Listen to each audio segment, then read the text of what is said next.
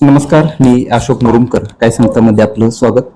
आषाढी वारीच्या निमित्ताने आपण गेल्या काही दिवसापासून वेगवेगळ्या अधिकाऱ्यांच्या नियोजनाबाबत मुलाखती घेत आहोत. आज आपण या वारीमध्ये सर्वात महत्वाची ज्यांची भूमिका असते ती म्हणजे पोलीस विभाग.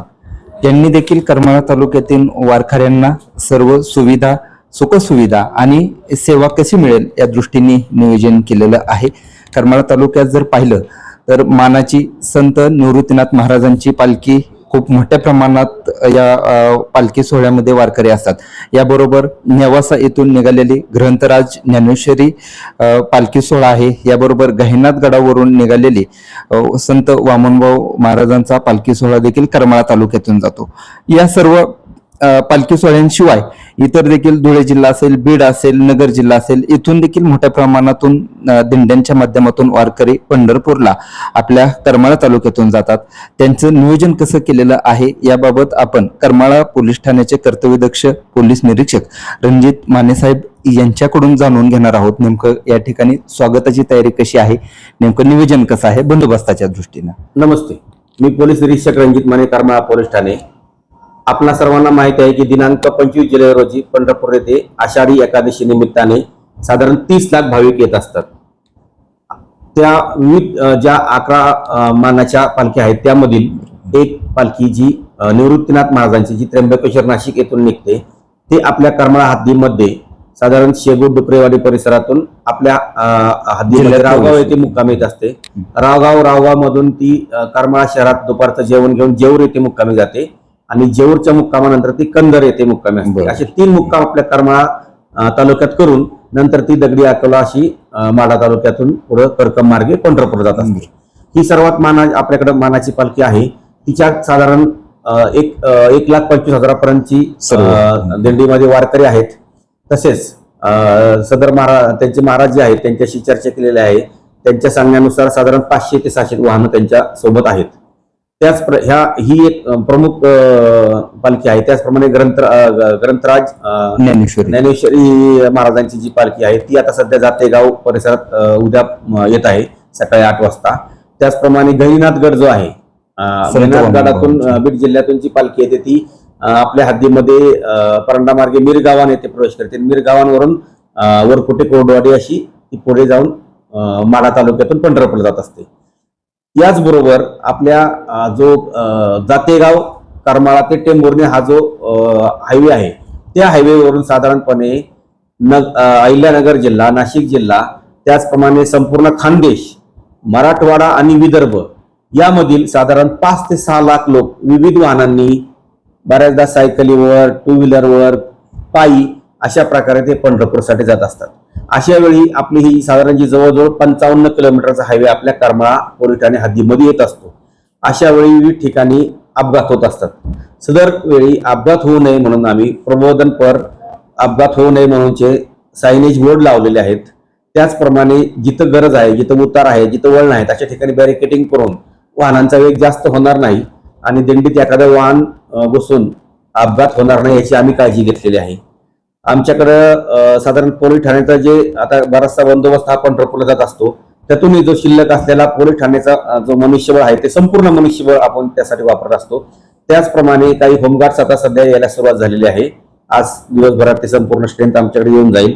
त्यानंतर आम्ही जे आपल्या करमाळा तालुक्यातील स्वराज अकॅडमी, युनिव्हर्सल अकॅडमी ह्या ज्या करमाळ्यातल्या 2 अकॅडमी आहेत, त्याचप्रमाणे एकदा अकॅडमी जेऊर आणि महाराष्ट्र अकॅडमी कुंभेस, त्याचप्रमाणे करमाळा शहरातील जे यशवंतराव चव्हाण महाविद्यालय आहे त्यातील जे राक्षर आहेत त्यांच्याकडे असलेले जे एसएससीचे विद्यार्थी आहेत ते देखील आपल्याकडे प्रत्येकी 40, 50, 100 असे प्रत्येकाने स्वयंसेवक म्हणून आपल्याला पालखी काळात देऊ केलेले आहेत. त्यांना आम्ही विविध मार्गावरती उभं करून हा पालखीचा बंदोबस्त जो आहे तो एकदम चांगल्या रीतीने पार पडेल, कोणत्याही वारकऱ्यांना कसलाही त्रास होणार नाही याची काळजी घेऊन आम्ही सध्याचा हा बंदोबस्त लावत आहोत. साहेब, आपल्या इथं जर पाहिलं तर या 2 दिवसात वारकरी खूप मोठ्या प्रमाणात असतात. जशा मोठ्या पालख्या आपण सांगितल्या, याबरोबर लहान लहान जी दिंड्या आहेत त्या देखील करमाळ्यात मुक्कामासाठी मोठ्या प्रमाणात असतात. आपण काही दिवसापासून पाहतोय की मेन रोडला मोटरसायकल असतील ह्यांच्यामुळे देखील अनेकदा वाहतुकीची कोंडी होती आणि वारकऱ्यांच्या वाहनांना त्रास झाल्याचं आपण पाहतो. त्याबाबत देखील आपल्याकडे सूचना आलेल्या आहेत. मगाशी सावंत गटाचे प्रमुख सुनील बापू सावंत यांनी देखील याबाबत सूचना केलेल्या आहेत. तर सर्वांच्या कसं नियोजन सूचनाचा आदर राखूनच आम्ही सदर हायवेवरती देखील बंदोबस्त लावला आहे. त्याचप्रमाणे जे पोथरे नाकावरून संगमचा पाथ जे मेन रोडनी ज्यावेळेस पालखी किंवा वारकरी येत असतात त्या वारकऱ्यांना देखील वाहनाचा त्रास होऊ नये म्हणून आम्ही दोन्ही बाजूला बंदोबस्त लावून तिथे 2 व्हीलर 4 व्हीलर आतमध्ये जाणार नाहीत याची काळजी घेत आहोत. त्याचप्रमाणे हा जो संपूर्ण हायवे आहे जातेगाव करमाळा ते कंदर ते पुढे जाऊन टेंभुर्णीपर्यंत पूर्ण रोडला आम्ही आमचे पोलीस अधिकारी अंमलदार त्याचप्रमाणे ट्रॅफिकचे अंमलदार असे ठेवून बंदोबस्त बॅरिकेटिंग करण्यात आलेला आहे, जेणेकरून कोणत्याही वारकऱ्यांना पायी चालताना कोणताही त्रास होणार नाही याची आम्ही काळजी घेत आहोत. त्याचप्रमाणे वाहनांना जशी गरज पडेल तसं कोरडवाडी मार्गे किंवा परांडा मार्गे असं वळवण्याचा देखील आमचा प्लॅन आहे. साहेब, वारी म्हटलं की खूप मोठा उत्साह असतो. जसा वारकऱ्यांमध्ये उत्साह असतो तसा अधिकाऱ्यांमध्ये देखील खूप मोठा उत्साह असल्याचा आपण पाहतो. आपण देखील करमाळा तालुक्यात हे आपलं दुसरं वर्ष आहे, मात्र यापूर्वी आपण वारीचा बंदोबस्त केलेला आहे. नेमकं त्याबाबतचा अनुभव काय आणि वारकऱ्यांना आव्हान काय असेल? आता मी स्वतःच लहानपणापासून वारी मी स्वतः करत नाही, परंतु आमच्या दारातूनच म्हणजे मी जिथे हडपसर पुण्यात राहतो प्रसंगीला आमच्या दारातूनच संत ज्ञानेश्वर महाराजांची पालखी जात असते. त्या पालखीबरोबर आम्ही दरवर्षी साधारण हडपसर ते सासवड असे 20 किलोमीटर आम्ही पायी चालत पालखी आपण ज्याला म्हणतो दुसऱ्या मुक्कामापर्यंत पोहोचवत असतो. आम्ही अगदी लहानपणापासून सर्व मित्रमंडळी. त्याचप्रमाणे खात्यात आल्यापासून सुद्धा गेली 18-20 वर्ष सुद्धा आम्ही विविध जी पंढरपूरला लागणारे बंदोबस्त असतील किंवा गजानन महाराजांची पालखी असेल, संत ज्ञानेश्वर महाराजांची पालखी, तुकाराम महाराजांची पालखी, या मोठ्या पालखी, त्याचप्रमाणे आपल्या ज्या 4 वारीला असतात पंढरपूरला त्यात विविध आम्ही बंदोबस्त केलेला आहे. त्यामुळे सध्याचे जे वारकरी आहेत तिथं आम्ही कोणती लाठी काठी हातात न घेता केवळ माऊली माऊली असं सर्वांना आदरपूर्वक संबोधून पालखी योग्य रीतीनं शांततामय वातावरणात भक्तिमय वातावरणात पंढरपूरपर्यंत पोहोचेल ह्याची आम्ही काळजी घेत आहोत. आणि विशेषतः अपघात होणार नाही याची जास्त प्रमाणात काळजी घेतलेली आहे. त्यासाठी लावणारे सायनेज बोर्ड आता आज उद्या रोडला लागतील. त्याचप्रमाणे ठिकठिकाणी बॅरिकेडिंग केलेलं आहे, ट्रॅफिक अंमलदार आहेत.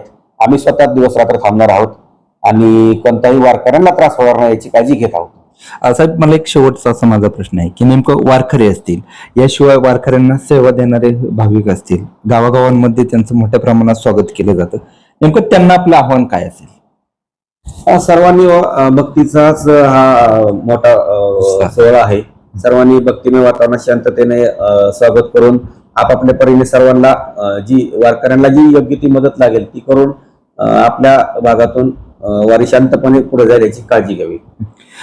धन्यवाद साहेब, काही सांगताशी तुम्ही संवाद साधला, तुमचा अनुभव देखील चांगला, हा उत्साह खूप मोठा आहे आणि करमाळा तालुक्यात येणाऱ्या वारकऱ्यांचं सर्व स्वागत करण्यासाठी देखील सर्वांमध्ये उत्साह असल्याचं यावरून दिसत आहे. धन्यवाद.